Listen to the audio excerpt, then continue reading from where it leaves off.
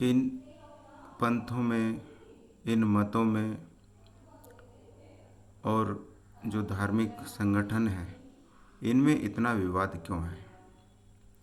दरअसल में परमात्मा को पूर्णतः रूप से समझ नहीं पाए और अधूरा ज्ञान होने की वजह से ये सब विवाद बनते हैं।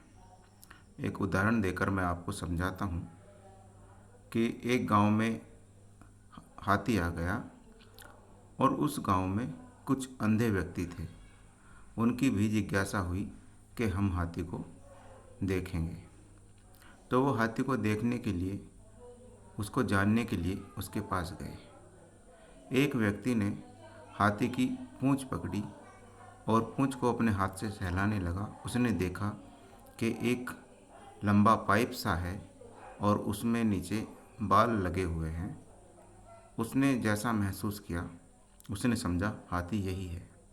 दूसरे व्यक्ति ने हाथी का पैर छुआ और उसको छूकर देखा। उसने देखा कि एक गोल लट्ठड़ है और लंबा है, काफ़ी लंबाई है और उसकी गोलाई भी काफ़ी मोटी है।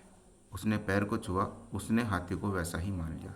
एक व्यक्ति ने उसके सूंड को छुआ, उसके सूंड को उसने देखा कि एक घुमावदार मुलायम कोई चीज़ है, गोल मटोल सी। उसने हाथी को वैसा ही मान लिया। एक व्यक्ति ने उसके कान को छुआ और देखा एक बड़ा कपड़े की तरह फैला हुआ आकृति का एक लचकदार कान है और उसने हाथी को ऐसा ही मान लिया। इसी तरह हमारे ये संत महंत, ज्ञानी ध्यानी, मंत्र जाप करने वाले जो भी हैं, उन्होंने जितना परमात्मा को जाना, उन्होंने सिद्ध कर दिया कि मैंने परमात्मा को जान लिया और उसी के आधार पर उन्होंने अपना पंथ बना लिया। अब जिसने पैर छुआ था उसने वर्णन किया, अपनी किताबें लिखी, अपने शिष्यों को बताया और एक नया पंथ बना लिया, पैर पंथ। और जिसने सूंड छुआ था उसने भी अपने शिष्यों को बताया, ज्ञान दिया और उसने बताया कि ये नया पंथ है, सूंड पंथ। मैं अभी इन ज्ञानियों की बात कर रहा हूँ, ध्यानियों की। तो जिसने कान छुआ, कहने का मतलब है जिसने परमात्मा के जिस अंग को जाना, उसने जिस आधार से जाना, उसी आधार से अपना पंथ, अपना समूह, अपना धर्म बना लिया। और सबने अलग अलग पहचान बना ली। किसी ने दाढ़ी रखी तो किसी ने मूंछ कटाई, किसी ने टोपी ओढ़ी तो किसी ने जटा बढ़ाई, कोई नग्न हो गया तो कोई एक चादर लपेटने लगा, कोई पीताम्बर वस्त्र, घेरुआ वस्त्र पहनने लगा तो कोई हरे कलर के वस्त्र पहनने लगा। क्योंकि परमात्मा का अलग अलग वर्णन किया था, अलग अलग वर्णन किया तो अलग अलग ही दशा बनानी पड़ी। यदि एक जैसी दशा बना लेते तो सब में समानता हो जाती।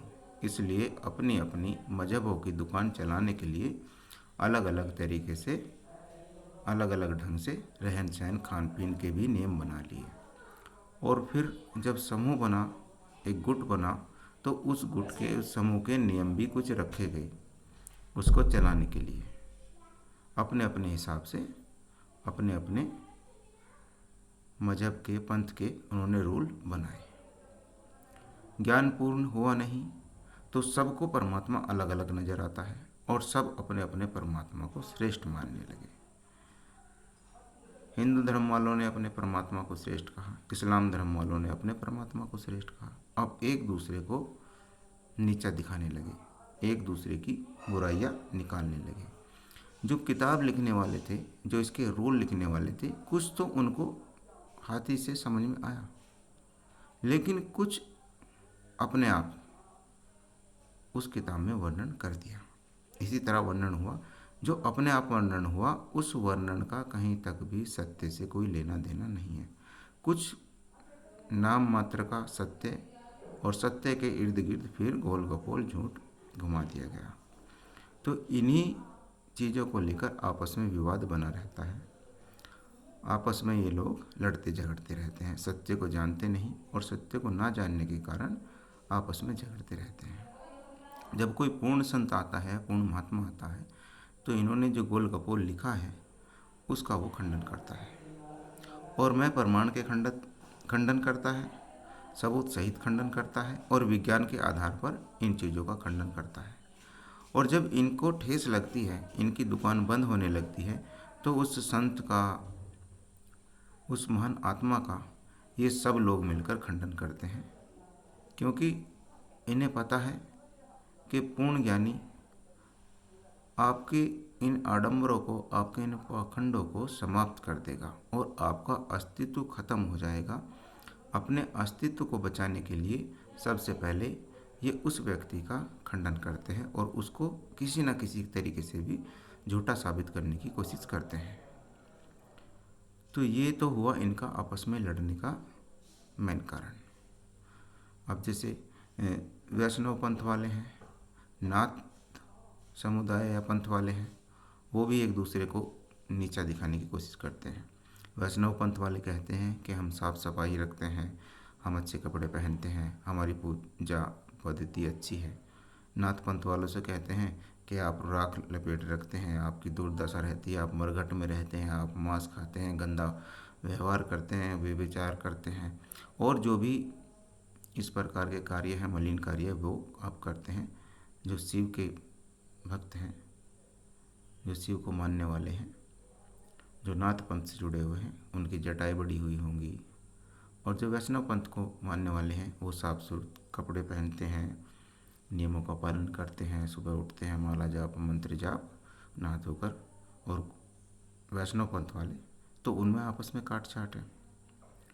कहने का मतलब ये है, पूर्णतः से परमात्मा को ना जानकर अज्ञान के कारण, ये जो अज्ञान है, इसके कारण इंसान को मारने को तत्पर हो जाता है। परमात्मा कहीं नहीं कहते कि तुम मेरी वजह से, या कहते हैं कि हम अपने भगवान की रक्षा करेंगे, अपने धर्म की रक्षा करेंगे। वास्तव में इन्हें धर्म क्या है उस चीज़ का मालूम ही नहीं। ये धर्म की क्या रक्षा करेंगे जब इनको यही मालूम नहीं कि धर्म होता क्या है। तो आपस में इंसान को मारने के लिए अज्ञान के कारण तत्पर रहता है और ऐसी घटना होती भी हैं जो एक दूसरे को मारते हैं।